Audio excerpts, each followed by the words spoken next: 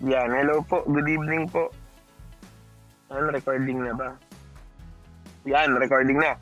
So, good evening po to everyone and thank you for allowing me to record this lecture, this meeting. So again, this meeting will be uploaded to social media platforms such as YouTube channel, no, Facebook or TikTok or some other platforms, no.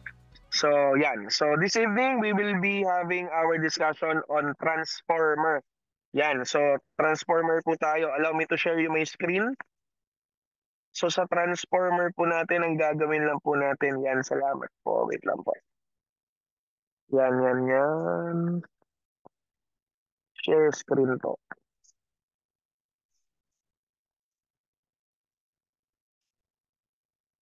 Yan. Yung. I hope nakikita po yung screen. Hello. Yan. Pa-thumbs up naman po kung nakikita po yung screen po natin. Yan. Okay. Okay na po ba? Wait lang po. Wait lang. Excuse me.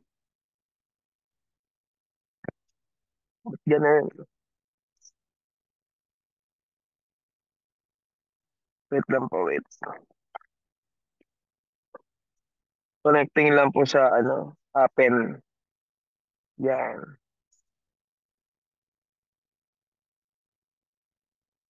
Wait.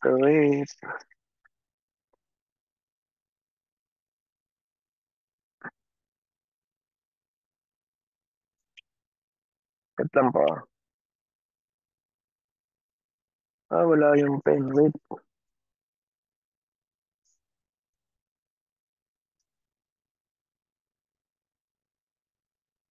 Wait lang.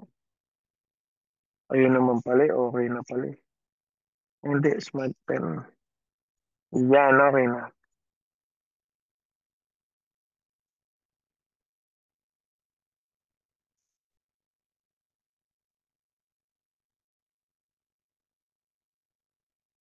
Yun. So, balik tayo. Yan. So, good evening po. Bakit ayaw? Yun. Ayun ulit. Yan. So, discuss po natin ang transformer. Transformer. Yan. So, when we talk about transformer, no, the function of the transformer, no, is to adjust, no? Ano po yung ina-adjust niya? Primarily, the function of the transformer is to adjust voltage, no? So ang ginagawa po ng transformer natin is to increase or to decrease the voltage. Yan, increase or decrease the voltage. Yan, voltage. Now, pag pinag-usapan po natin si voltage, ano po ba yung trabaho ng voltage naman natin? Pag sinabi nating voltage, it is also known as electric potential. Yan, electric potential. Tinatawag din po siya as potential difference. Difference. Yan, potential difference. Tinatawag din po siya as electro. Electro what? Electromotive force. Yan. Electromotive force. Now, bakit po siya tinawag na electromotive force? Yan. Bakit siya tinawag na electromotive force? Because it is the force that causes the electrons to move. Kasi pag sinabi nating motive, it means motion. It means movement. So pag sinabi nating voltage, it is the one that causes the electrons to move. That is your electric potential or potential difference or electromotive force. So yun lang po yung trabaho ng voltage natin. Ano po yun? Itulak ang mga electrons. Bakit? Excuse me. Kasi po yung mga electrons, wala silang kakayanang i-accelerate yung sarili nila. Hello, again, wala silang kakayanang i-accelerate yung sarili nila. Nagagets po? Kaya kailangan nila ng someone na tutulak sa kanila. And that is your voltage. Now, si voltage mahalaga kasi nga sabi natin, nakadepende kay voltage yung takbo o bilis ng atin pong mga electrons. Hello. Pag mataas voltage natin, yung takbo ng electron, yung energy ng electron, mabilis. Mataas din. Kapag mababa yung voltage natin, yung bilis ng electron, yung takbo ng electron, yung energy ng electron, mababa. Pag mababa yung voltage. Pag mataas voltage, mataas.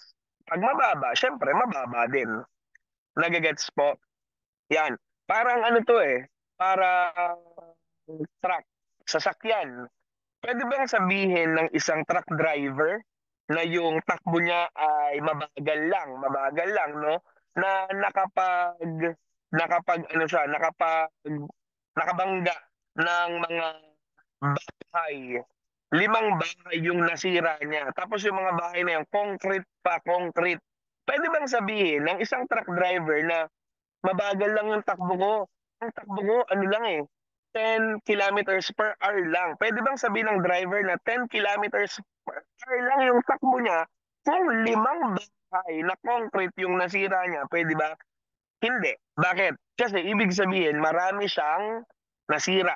Marami siyang nabangga. Ibig sabihin, yung energy na dala-dala niya ay ano, mataas. So, ibig sabihin, yung quality, no? Yung takbo, yung energy nung truck na yon ay ano, mabilis. Ganun din po yung voltage natin. Yung voltage ang nagbibigay ng energy sa mga electrons.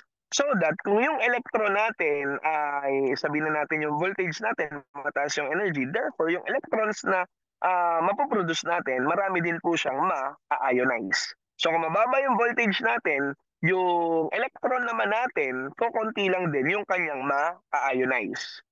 On the part ng X-ray naman natin, kung yan po ay production of X-ray, kung yung electron natin ay mako-convert into X-ray via Bremsstrahlung interaction or characteristic interaction, pag mataas yung voltage natin, yung energy ay mataas din.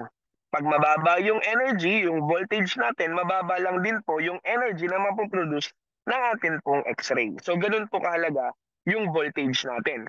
Naalala nyo yung tatlong gas field detectors. 'Di ba yung tatlong gas field detectors natin, ano, we have the ionization chamber or yung tinatawag natin na basic ionization chamber, proportional counter, Geiger-Müller counter, 'di ba? Yung difference nilang tatlo, lahat yung mechanism nila almost pare-pareho lang. Nagagets po. Yan, medyo maingay ba? Medyo distracting ba? Ano naman tong earphones ko eh, tawag dito, noise cancelling. Medyo maingay ba or hindi naman? Kasi nandito lang po ako sa palengke. Then nandito lang po ako sa ano, sa tabi-tabi. Yan. Hello. Good evening po. Di naman po. Yan. Tama nga. So ibig sabihin yung nabili ko legit, no, noise cancelling nga siya. Yan. Salamat po. Yan. So ibig sabihin guys, di ba dun sa atin pong gas field detectors, tatlo yung gas field detectors natin. Ano yung tatlo? Proportional, basic ionization chamber, proportional counter, Geiger-Müller counter. Di ba yung tatlong yon, ang differences lang po nila ay itong voltage natin na to. So sabi natin si basic ionization chamber, exact lang yung voltage na sinusupply between the two electrodes. Ibig sabihin, wala siyang kakayanan na makapag-produce ng secondary ionization. So kung ilan yung atoms or should I say ilan yung photon na nag-interact, yun lang din yung ion pair na mapoproduce. And that is being used, no, sa atin pong dose calibrator. Kasi sa dose calibrator po natin, ang binibilang po natin dito ay yung radioactivity, no? Pag sinabi natin radioactivity, it is the number of disintegrating atoms per unit time. So, regardless of their energies, so yun yung minimeasure natin, yung activity regardless of their energies. Now, pagdating naman po sa proportional counter, kaya sa tinawag na proportional counter, di ba? Kasi dito, kung ilan yung number ng ionization, ibig sabihin, ganun din daw po kataas yung energy. Ibig sabihin, proportional sino? Yung total ionization sa total energy. Nagagets po. Kaya siya tinawag na proportional counter. And dito, sa atin pong proportional counter, nagkakaroon na tayo ng tinatawag na secondary ionization. Sa Geiger-Müller counter, dahil nga yung voltage difference sila ay mataas, so nagiging sensitive. So dahil mataas yung voltage calibration, ang nangyayari, kahit isang photon lang po yung maka-ionize, makakapag-produce to ng ion pair, isang ion pair lang, pero yung electron na to, no, na ma-ionize ay makaka-receive ng mataas na voltage. Dahil yung voltage calibration ay mataas, that causes the ionization of most of the gas in the chamber. Kaya siya sensitive, yung Geiger-Müller counter. And take note, yung Geiger-Müller counter na yan, no, sa board exam, di po yan nawawala. Last year, siguro 2 beses yata siyang lumabas sa board exam. Ang usual na tanong dyan, ano ba yung gumagamit ng quenching agent? Yan, quenching agent. Quenching agent is used to most likely return the gas in the chamber more, sabihin na natin more tawag dito, yung parang ano niya, more efficiently or yung pinapabilis niya, no, yung pagbabalik ng air or gas sa loob ng chamber natin. So, gumagamit tayo dyan ng tinatawag na quenching agent. So, minsan ang tanong, gas field detector that uses quenching agent. So, the answer is Geiger-Müller counter. Sometimes naman, no, it is being used as survey meter that is Geiger-Müller counter. Now, si Geiger-Müller counter, again, hindi siya pwedeng gamitin na personal monitoring device kasi meron siyang dead time. Parang naiba yung topic ko, no? Ang dami kasi nitong voltage na to. Actually, yung voltage lang alone, no? Ang dami niya kasing ang dami niyang sakop kasi na principle, no? Yung sinasabi ko kasi, si Geiger-Müller counter, for example, this is the Geiger-Müller counter. Yung voltage natin mataas. Sobrang taas. Yan, yung voltage, yan. So ano mangyayari? Pag mataas voltage, 'di ba sabi natin, yung electron mataas din yung magiging energy. Ito yung gas sa loob ng chamber, yung mga pula. Yan. Ngayon, yung X-ray natin or sabihin na natin gamma ray, nag-interact ngayon sa isang gas molecule. Ano mangyayari? So syempre, ang mangyayari dyan, makakapag-produce yan ng ion pair. Ano yung ion pair? Pag sinabi natin ion pair, it consists of one electron and the atom, residual atom. So dahil may electron, si electron makakakuha ng voltage. Bakit siya makakakuha ng voltage? Kasi sabi natin, ang purpose ng voltage is to cause the electrons to move. So anong gagawin niya? Ano yung voltage na marireceive niya? Mataas or mababa? This is GM, Geiger-Müller counter. Ano yung voltage na marireceive niya? Mataas. Bakit? Kasi mataas yung voltage calibration ng Geiger-Müller counter. So yung electron natin makaka-receive ng mataas na voltage. At ano sabi natin, pag mataas ang voltage, mataas din ang energy ng electron. Pag mataas ang energy ng electron, ano mangyayari? Marami siyang energy. Anong gagawin niya sa energy niya? Yun yung ikokos niya ng ionization ng mga gases sa loob ng chamber natin. Kaya magkakaroon ng ionization ng gas sa buong chamber. Now, may second radiation. Ito, gawin natin blue. Merong second radiation na mag-i-interact. Tanong, ma-detect pa ba siya? The answer is no. Hindi na po siya ma-detect. Bakit hindi siya ma-detect? Bakit hindi ma-detect? Yan yung tinatawag natin na dead time. Yan, dead time. Malay nyo, lumabas din sa board exam, di ba? Kasi mahalaga nga, di ba? Malay natin, di pala transformer yung pinapaturo sa akin ngayong gabi. Dapat pala talaga, a gas field detector. Yan, di ba? Dead time. Yan din kasi minsan yung maraming alam no? Na pumunta ko saan yung yung discussion. Minsan nasa rad physics, susunod naman naging anatomy, di ba? Tapos naging pathology na. Yan, dead time. Yan yung dead time. Bakit? Kasi hindi na-detect ng detector natin yung second radiation. Kaya meron siyang dead time. No? At sometimes, sinatawag din yan na resolving time. Resolving time. Bakit resolving time? Kasi ito yung time na yung chamber nire-resolve niya yung problem. Ano ulit yung problem? Lahat ng gas sa buong chamber natin ay na-ionize because of the high energy attained or sabihin na nating acquired by the electron. Kaya, na-ionize na lahat ng gas. So, wala nang gas ngayon na makakapang-detect ng mga radiation natin. Kaya ang tawag doon, resolving time. Kasi nire-resolve niya yung problem. Sino nagre-resolve ng problem? Eto na, sino yon? That is your quenching agent. Yan. Siya po yung nagpapabalik ng mabilis sa atin pong gas sa loob ng chamber po natin. Ang tawag po natin doon ay quenching agent. So, gas chamber or gas fill detector that uses quenching agent, the answer is your Geiger-Müller counter. Nagagets po? Yan. Si proportional counter, discuss ko na lang din, baka yun talaga yung di-discuss natin, di ba? Si proportional counter naman, share ko lang to, mabilis lang. Kasi voltage eh, ang dami nga kasi yan. Si proportional counter naman, ito yung atin pong gas fill detector, di ba? Yung voltage calibration niya is high. High enough to cause secondary ionization. Meron siyang kakayanang mang-ionize. Okay. So, ito yung gas chamber natin. Yan, ito yung gases. So, ibig sabihin, tanda na, di ba nagkaroon tayo ng, tawag dito, nagkaroon tayo ng ion pair. Yung residual atom natin, tsaka yung electron. Now, saan pupunta yung electron? Siyempre, sa positive node. Saan pupunta yung ah, residual atom natin? Siyempre, positive yun, pupunta siya sa cathode. So yung atin pong Geiger-Müller counter, yung atin pong proportional counter, meron po yung positive and negative charges. Kasi dun sila pumupunta. Now, nakadikit po dun sa anode natin, ito yung anode, di ba?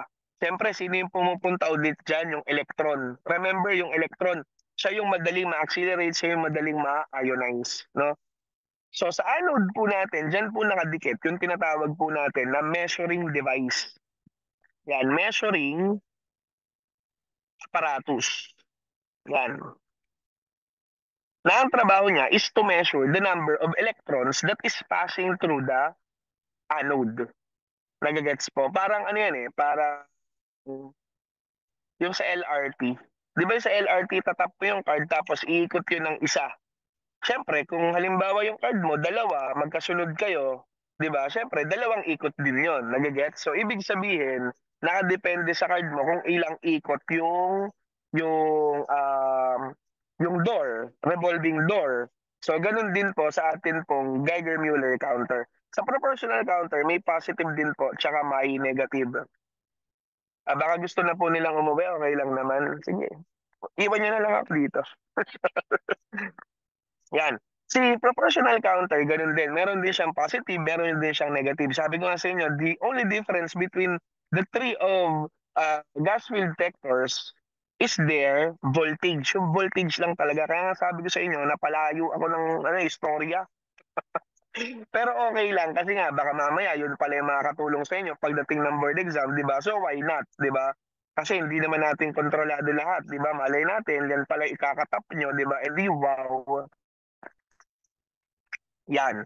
Okay, so si voltage natin, again, dito, yung voltage natin is high enough to cause secondary ionization. Yan. So ito yung ano natin, yung atin pong X-ray or gamma ray, nag-ionize. Nakapag-produce na naman tayo dito ngayon ng tinatawag natin na ion pair. Yan, lakihan natin.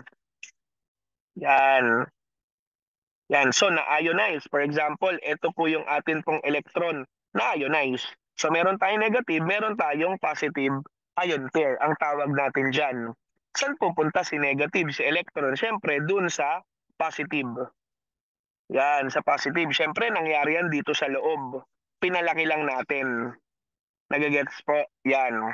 So, pupunta siya sa positive. Pero dahil sabi natin, yung electron naka-receive ng mataas na voltage.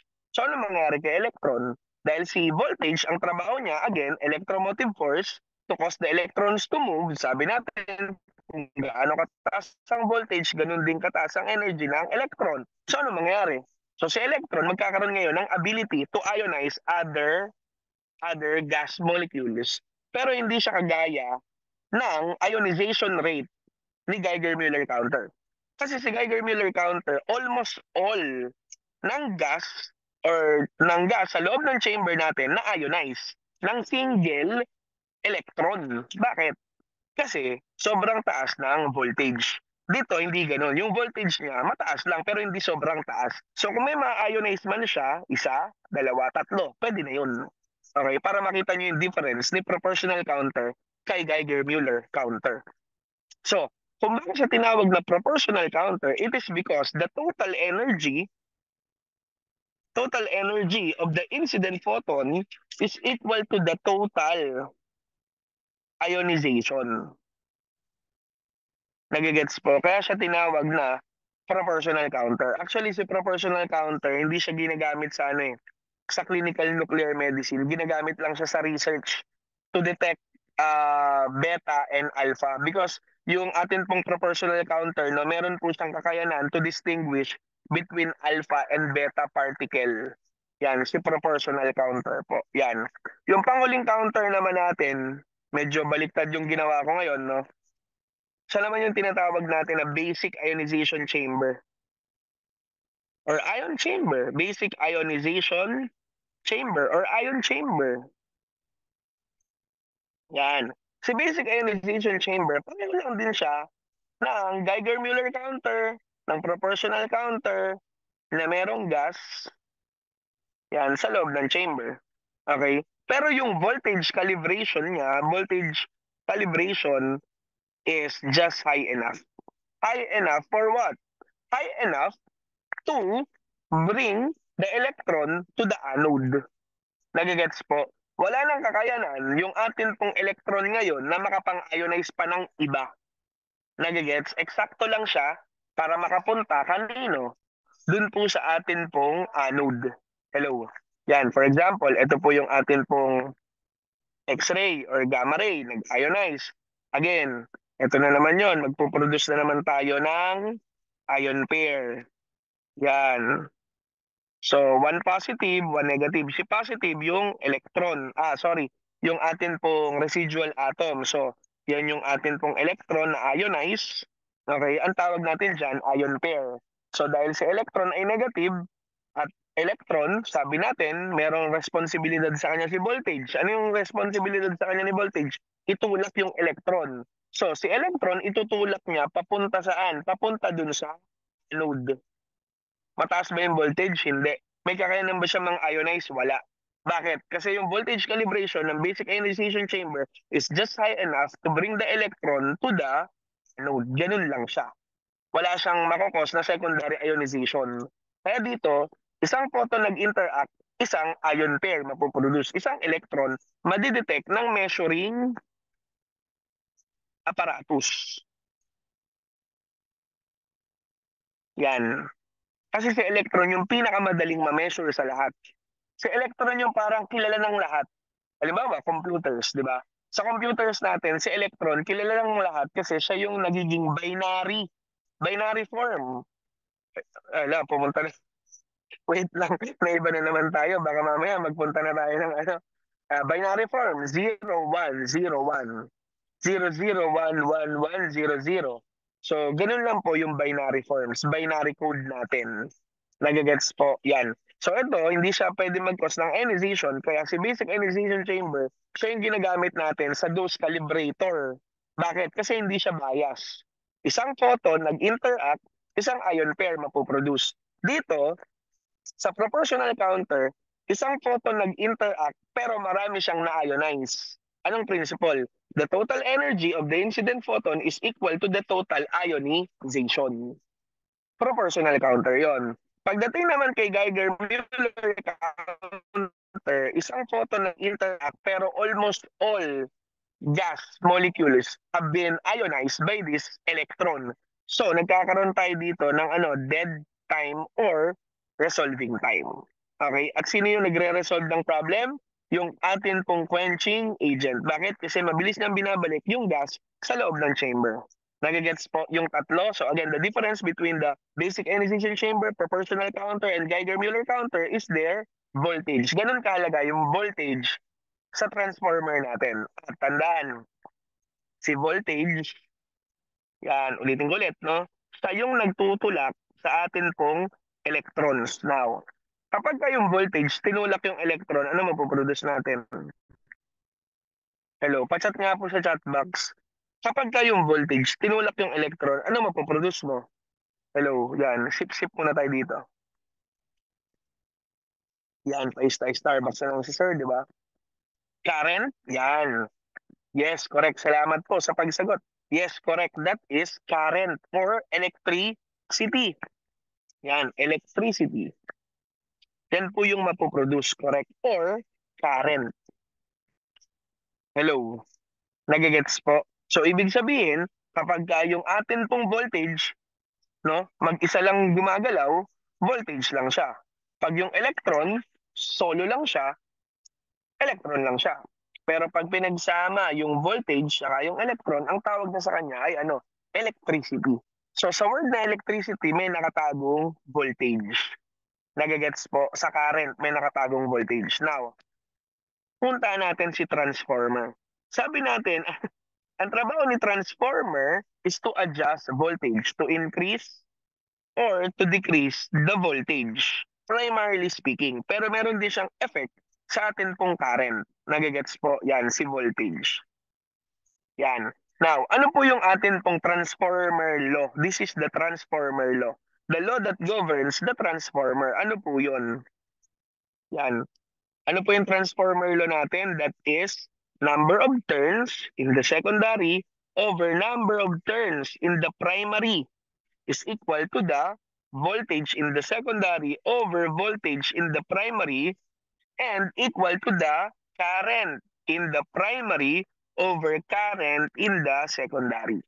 Ibig sabihin, number of turns is directly proportional to the voltage but inversely proportional to the current. Pag tumaas number of turns, tataas din po ang voltage. Pag tumaas ang voltage, bababa naman si current. Yun ang relationship nila.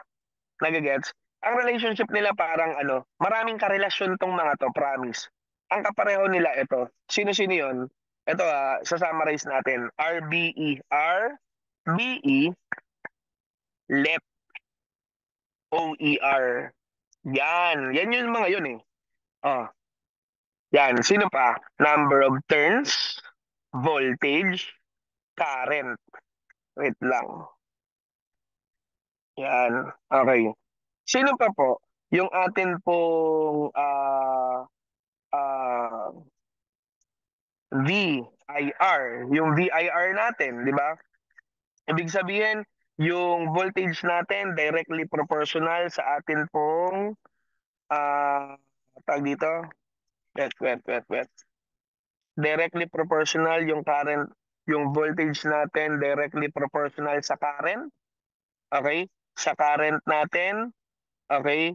VIR and resistance, parehong directly proportional. But current and resistance are inversely proportional. Okay? So parang ganon.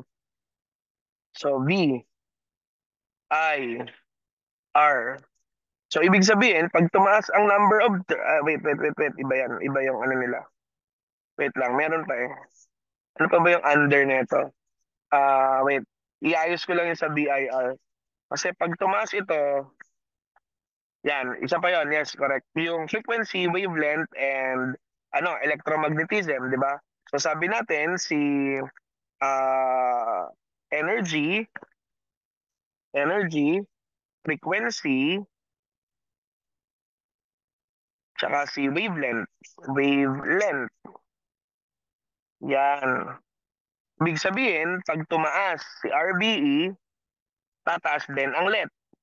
Pero bababa ang atin pong OER. Same with the number of turns. Pag tumaas si number of turns, yan, tataas din si voltage, pero bababa naman si current. Yan. Si energy, ganun din. Si energy, pag tumaas, tataas din po ang frequency, tapos bababa din po ang atin pong wavelength. Nagagets po? Hello. So dito, wait kasi ina-analyze ko yung V is equals to IR. Si V is equals to IR kasi, VIR, di ba? IR. Pag tumaas si voltage, tataas din kasi si current, tsaka si resistance. Pareho silang tataas eh. Voltage tumaas, directly proportional kasi si voltage kay current, tsaka kay hindi. Kay ano lang siya, kay Kay ano lang, wait. Ah,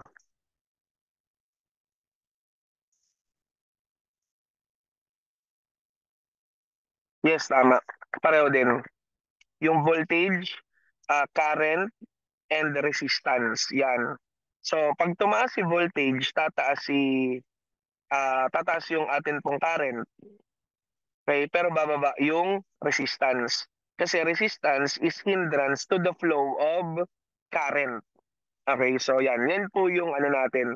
Yan po yung tawag dito, summary ng mga pwede nating gawing triangle method yung mga yan. Nagigets po.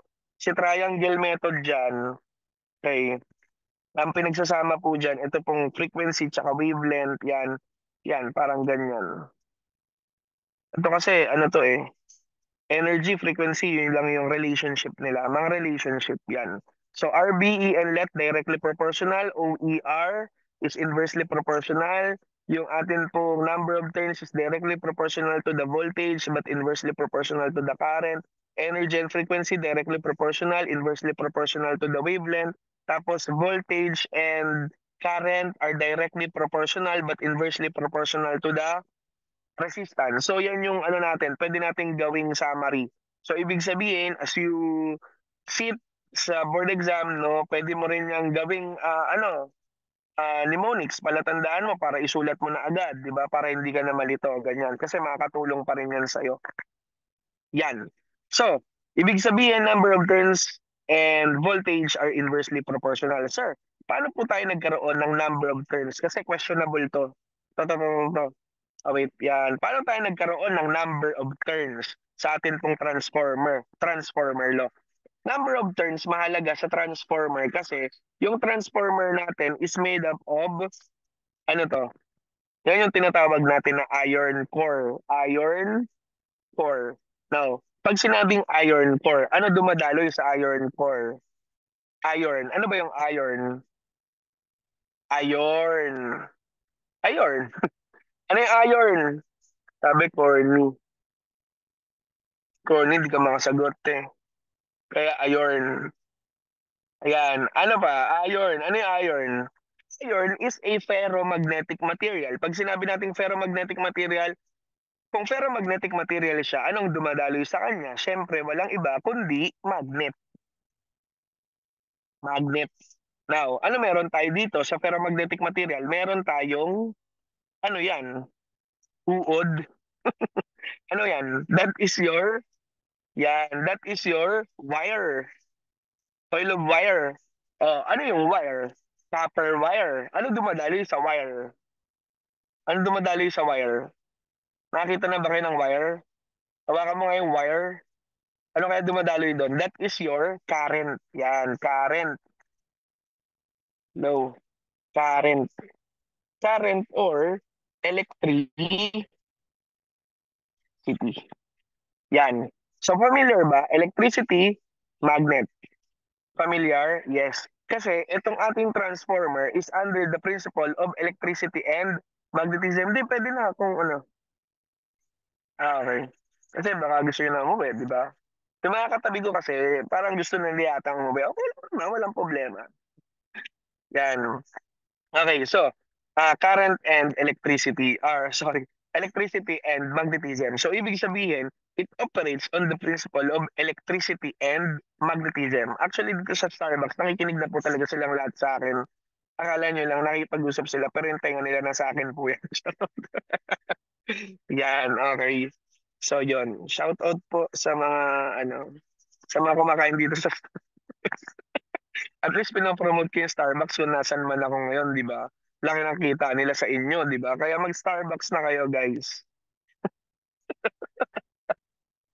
Okay, balik tayo dito.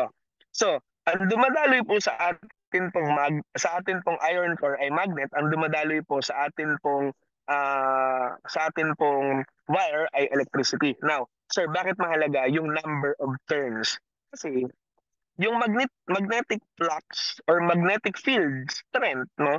Sa atin pong magnet, umiikot lang po yan dito eh. Paikot-ikot lang po yan, constant.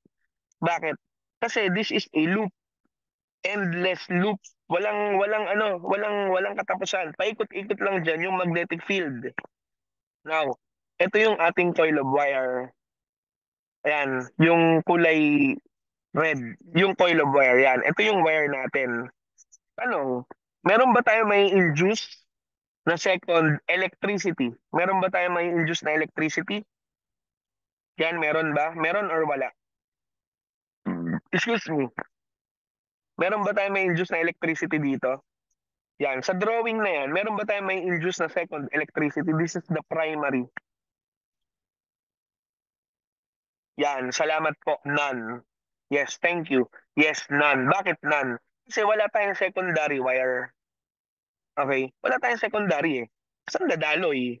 Nagigets niyo po? Kasi ang principle ng electromagnetism, ito. Pag may presence ng electricity, surely there will be a presence of magnetism. Pag may presence ng magnetism, surely there will be a presence of electricity. Parang ganito, di ba? Tanggalin muna natin itong mga to. Ay, sorry. Tanggalin ko yung mga arrow na yan. Ang meron tayo dito, dahil may wire, meron tayong ma-produce na electricity. So dahil may electricity, ano meron sa electricity? Magnet. So saan dadalo yung magnet? Yung electricity present sa wire. So dahil may electricity na present sa wire, may induce siyang magnetic field. So dalawa na silang present, electricity and magnetism. Now, saan dadalo yung magnet? Yung magnet na mapoproduce natin, dadaloy sa atin pong iron core. Paikot-ikot lang siya dyan. Doon po siya nanggaling. Yung magnetic field na yan. Saan nanggaling? Doon sa electricity na dinaluyan, doon sa atin pong coil of wire na dinaluyan ng electricity. Bakit? Kasi pag may electricity, may magnetism. Pag may magnetism, magkakaroon ng electricity. Now, may magnet na ngayon na umiikot. Itong blue, may magnet.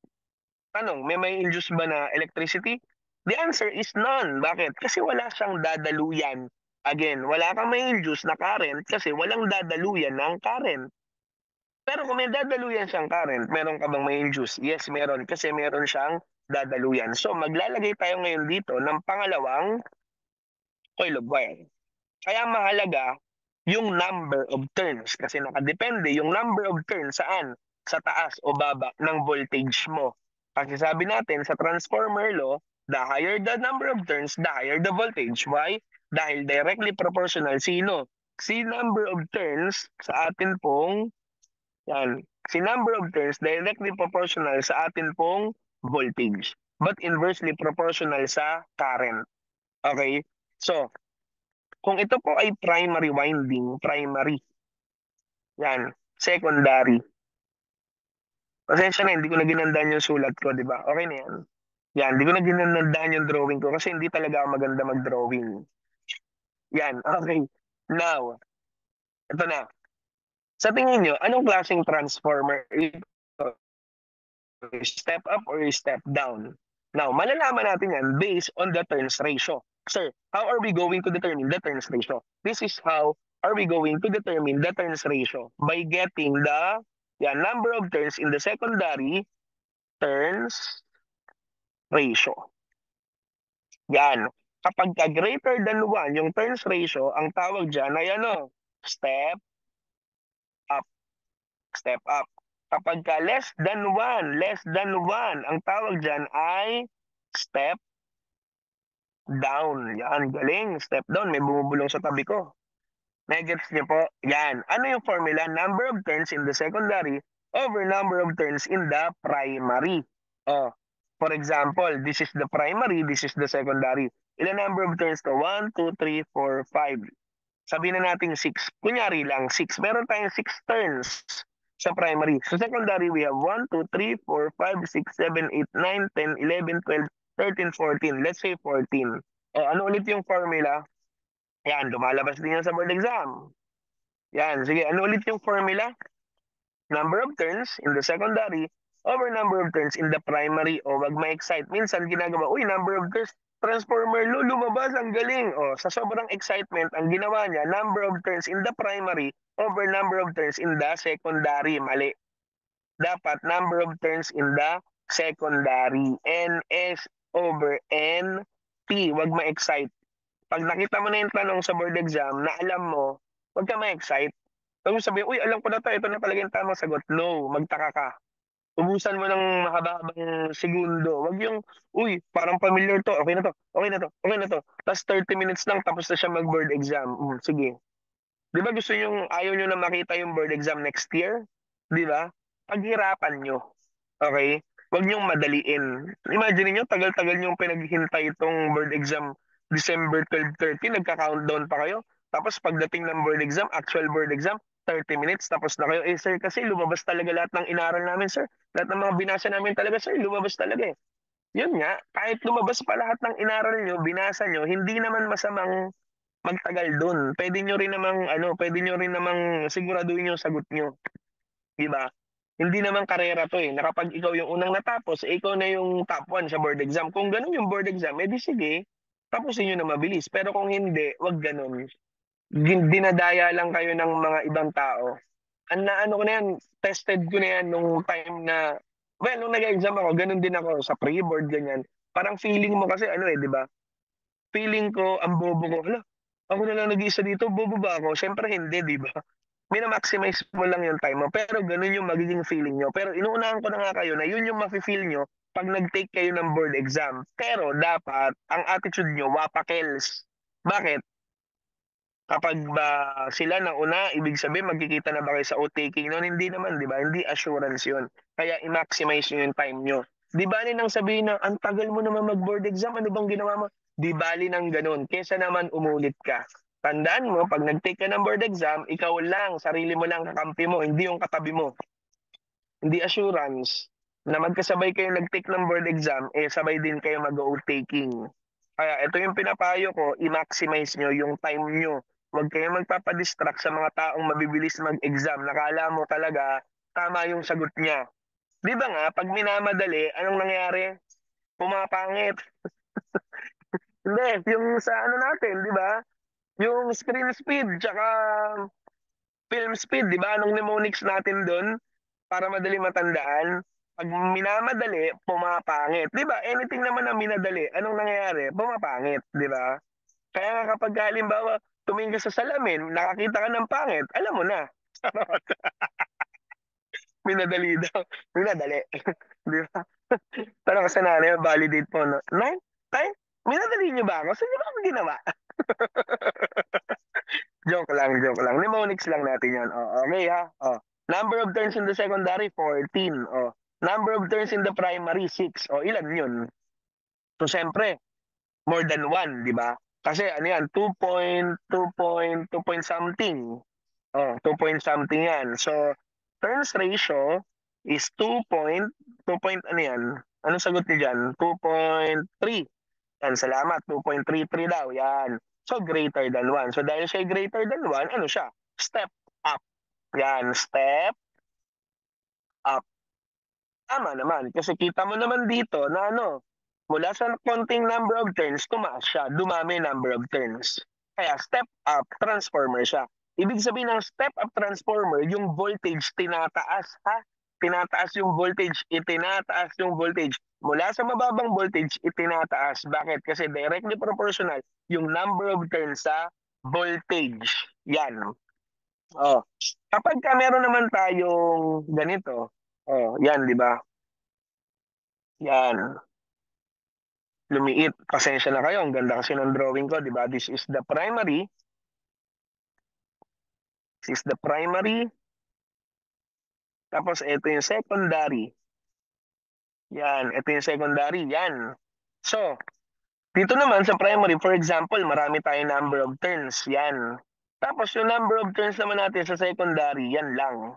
Okay, konti lang. So, for example, meron tayo sa primary 1, 2, 3, 4, 5, 6, 7, 8, 9, 10. Let's say 10. Secondary, we have 1, 2, 3, 4, 5, 6, 6. For example, ano yung turns ratio natin dito? Again, turns ratio, sabi natin, turns ratio is equals to number of turns in the secondary, over number of turns in the primary. Oh, ano yung number of turns in the secondary? 6 divided by 10. So 6 divided by 10, the turns ratio would be equal to how many? 0.6. So dahil 0.6, ano siya? Less than 1. So kung less than 1 siya, less than 1, therefore that is step down. Yan. So dahil siya step down, ibig sabihin, mula sa mataas na number of turns, yan. Mula sa mataas na number of turns, bumaba. Nagigets po? Yan. Mula sa mataas, yung number of turns, bumaba. Yan. So yung voltage mula sa mataas, bumaba. Yung current naman, mula sa mababa, tumaas. Yan. Dito naman, baliktad. Okay. Dito, yung number of turns, ano yung number of turns natin dito? Mataas. Yung voltage, mataas. Current natin, mababa. Dito naman, sa secondary, yung number of turns, kasi step up siya, mula sa mababa, tataas. Mababa. Yung voltage, mababa din. Yung current ay mataas. Yan, ganun lang. Okay, so that is the step up and step down transformer. Now, ito po yung transformer, itong dalawang diniscuss natin, ito po yung transformer na nag-operate in mutual induction. Di ba? Kapag mutual, sir, may ka-MU po ako. Pag may ka-MU ka, ilan kayo? Dalawa o tatlo? Di ba? O apat. O isa ka lang. Pag may ka-MU ka, isa ka lang ba? Ang tawag doon, self-love. Di ba? Self-service. Self, self-date. Yeah, joke lang. Pag mutual induction, yan, dalawa. Dalawa yung coil of wire, which is separate coil of wire, primary and secondary. Kaya sila ay mutual induction. Kapag self-induction, ilan to? Talagang sir, nilakihan mo talaga yung self? Yes, kasi mahalaga ngayon yung self-love. Mahalaga ngayon, maging selfish ka. Bakit? Kasi pag nag-take ka ng board exam, wala kang ibang kasama, kundi self lang. Hindi mo kasama si mutual. Harot-harot mo. Gusto mo pa may kasama ka? Nakigets? Nakigets po? Yan. So self-induction. So si self-induction, ito naman po siya ha. Si self-induction, ito yung coil of wire. Yan, coil of wire. Yan yung coil of wire mo. Pak. Ganyan lang, sir. Yes. Pero, ito yung primary, ito yung secondary. Yan. Sir, paano mo malalaman dyan kung ano yung hati nila? Yan. Ito yung hatian lang nila. Yan. For example, ito yung hatian. Pak. Anong transformer yon ngayon? Depende. O ito yung primary natin. Ilang windings? 1, 2, 3, 4, 5. Let's say 5. Yung secondary, 1, 2, 3, 4, 5, 6, 7, 8, 9, 10, 11. 11 for example. O yan. Kasi ito yung sumasakop sa secondary. Ayan o, mula dyan hanggang dito. Secondary. Primary, mula dito hanggang dito. Yan. Nagagets nyo? Yan. So, anong klaseng transformer ito? Siyempre, ganun pa rin. Number of turns in the secondary, turns ratio, is equals to number of turns in the secondary over number of turns in the primary. So, sabi natin, meron tayong 11 over 5. O, ilan yun? 11 over 5. So, meron tayong 2. 2.1? Tama ba? 2.1? Parang ganun. So, 2 point something. So, that is greater than 1. 2.2. Yan. O, 2.2 greater than 1. So, meron tayong 2.2. So, dahil yan ay greater than 1, syempre, siya ay step up. So, step up transformer. Yan. Nagagets po. Now, paano naman kung yung atin pong hatian ngayon, iba naman? Let's say, yung blue naman tayo, si blue. Yan, yung blue yung susundin natin ha. Let's say dito naman tayo. Yan, meron tayo 1, 2, 3, 4, 5, 6, 7, 8, 9, 10. Let's say 10, meron tayong 10. Tapos syempre dito naman, let's say meron tayong 6. Sa secondary, meron tayong 6. O ano mangyayari? Turns ratio is equals to number of turns in the secondary over number of turns in the primary. So meron tayong 6 over 10. So ilan ulit yon? That is turns ratio is equals to 0.6 na naman. So ano naman siya ngayon? Less than 1. So siya ay step down transformer. Yan. So dito, sa atin pong self-induction, hindi na ako nag-drawing pa ng panibagong square. Di ba? Bakit? Kasi self-induction lang siya, ibig sabihin single coil of wire which serves as both the primary and the secondary windings. Kaya limited lang yung pwede niyang i-up, limited lang din yung pwede niyang i-down. Kaya siya yung tinatawag natin sa circuit natin na auto transformer. Transformer. Bakit auto-transformer? Kasi si auto-transformer, pwede siyang magtaas, pwede siyang magbaba. Magaling siyang mag-adjust, magaling siyang makisama. Kaya niyang pakisamahan lahat. Magaling siyang tumulong. Si step up, ang trabaho niya lang, si step up, puro up lang. Mula sa mababa, itataas niya lang lahat kasi step up siya eh. Si step down naman, mula sa mababa, si step down, mula sa mataas, ibababa naman niya. Okay. So, ganun yung ginagamit natin sa atin pong X-ray circuit. Meron tayong kapag, 'di ba, ang power source natin, power supply 220. So, pag mangangailangan yung atin pong filament transformer, kasi ang filament transformer mo, mangangailangan lang to ng average of 10 volts or average of 10 volts, 1 to 5 ampere na current. Yan. So 10 volts lang. Eh ilan ba yung power supply mo? 220 volts. So mangangailangan siya ng mababang voltage. Sino yung tutulong sa kanya? Ang tutulong sa kanya para maibaba bahagya kahit papano. Yung ating 220 volts ay walang iba kundi si auto transformer. Kaya si auto transformer ang nagsusupply. Yan tanggalin natin to. 220 power supply. 220, yan, voltage, tapos bababa kay auto transformer. Transformer. Tapos, itutulong niya kanino? Kay filament transformer, palitan natin yung kulay. Itutulong niya kay filament transformer, kung nangangailangan si filament transformer ng pagbaba ng voltage, siya yung magsusupply dyan. At siya rin din po yung magsusupply kay high voltage transformer. Si high voltage transformer naman, siya naman yung sineselect natin na KVP. KVP. Okay? Kung gaano kataas yung energy ng X-ray photo natin, KVP yon. So, siya naman din ang magsusupply ng voltage sa primary. Tanda na, primary side ng high voltage transformer. Hindi ng secondary. Primary lagi yung sinusupplyan niya. Nagagets? Para siya yung further magtataas ng voltage to a certain KVP that we have selected. While si filament transformer naman, further yung magbababa ng voltage para ma-reach niya yung average na 10 volts. So that is your transformer. So sabi natin, si transformer, meron tayong transformer law. Ano yung transformer law? Number of turns is directly proportional to the voltage but inversely proportional to the current. So turns ratio can be determined by dividing the number of turns by number of turns in the secondary over number of turns in the primary. Okay?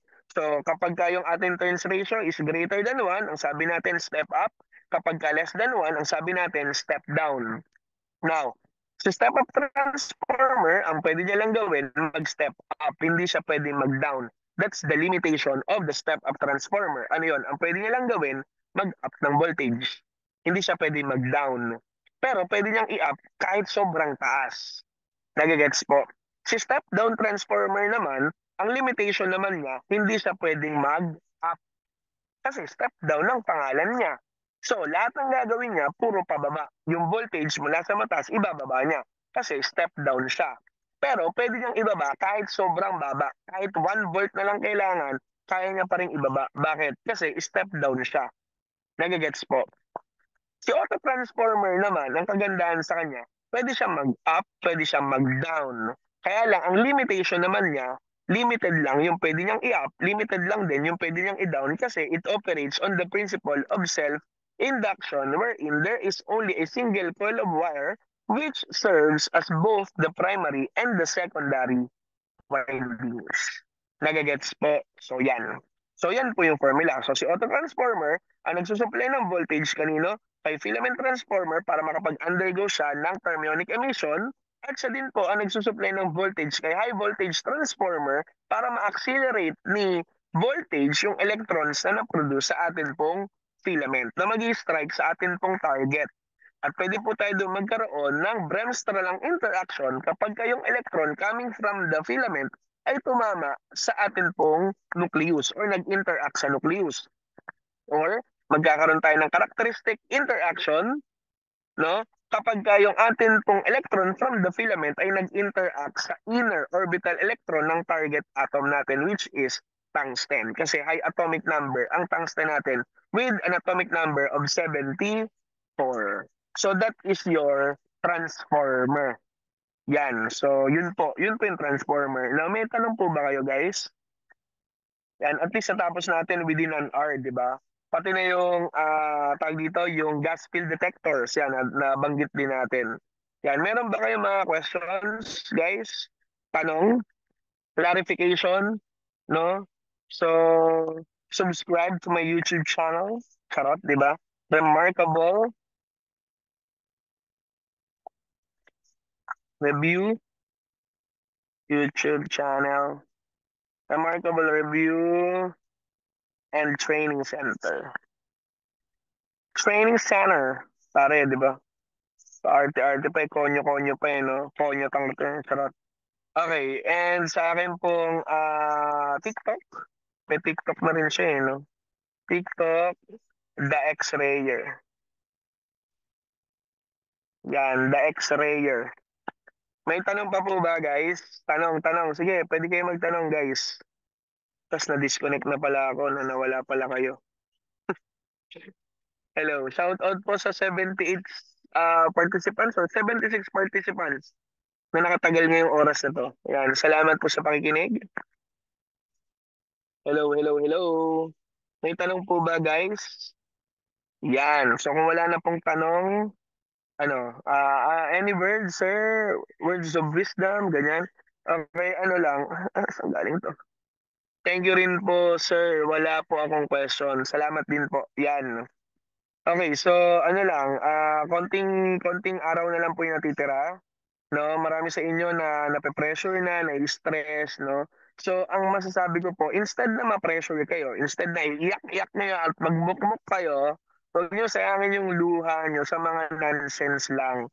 Hindi ko sa ini-invalidate yung mga feelings nyo, pero kayo lang yan, te. Huwag ka mag-inarte.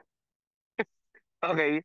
Huwag mo masyadong babyhin yung sarili mo. Be strong.